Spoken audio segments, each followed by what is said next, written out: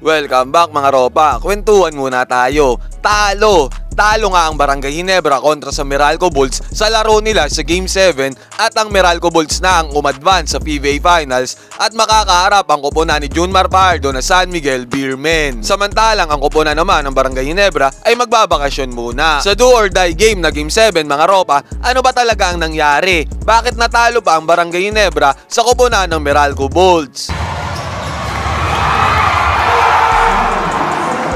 Take note mga ropa, lumamang ang Barangay Ginebra sa score na 3-2 at nakambak pa sila ng koponan ng Meralco Bulls para sa do or die game na Game 7. Natapos ang game sa score na 78-69 at pinangunahan ni Scottie Thompson ng koponan ng Barangay Ginebra with 20 points, 10 rebounds at 6 assists. Almost triple-double performance yan para kay Scottie Thompson. Pero ang excellent performance ni Scottie Thompson ay hindi naging sapat para talunin ng Ginebra ang koponan ng Meralco. Tinulungan siya dyan ni Christian Standardinger with 16 points, 8 rebounds at 4 assists kasama ang 13 points si Stanley Pringle at 1 assist. Samantalang sa koponan naman ng Meralco Bulls, overall team effort ang nangyari dahil si Chris Banchero ay miscore ng 24 points with 6 rebounds at 1 assist, si Chris Newsome with 20 points, 2 rebounds at 6 assists, si Bong Quinto with 10 points, 3 rebounds at 4 assists. Isama pa natin dyan ang monster rebounding ability ni Brandon Bates at ni Raymond Albasan sa kanilang 13 rebounds at 10 rebounds. Kung in terms of players performance lamang mga ropa,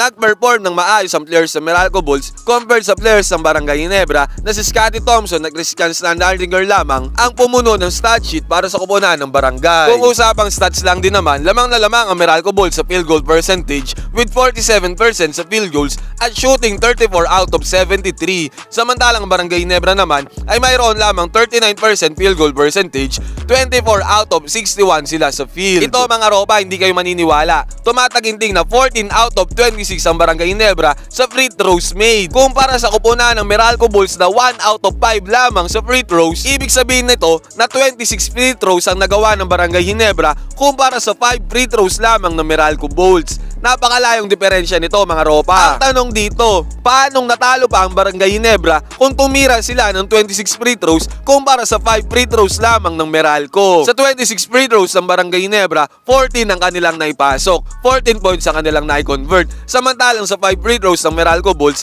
1 out of 5 sila sa free throw line. Kaya isang puntos lang ang nai-convert nila in terms of free throws. Tumataginting na 26 fouls ang tinawag kontra sa Meralco, samantalang sa Barangay Ginebra ay 11 fouls lamang. In this case mga ropa, lamang na lamang ang Barangay Ginebra sa tawagan. Pero still, tinalo pa rin sila ng koponan ng Meralco Bulls dahil nga sa pag-step up ng mga players nito kumpara sa mga players ng Barangay Ginebra. Kayo mga ropa, what are your thoughts? Ano sa tingin nyo ang nagpatalo sa Barangay Ginebra? Pwede kayo mag-comment dyan sa baba, magkwentuhan tayo.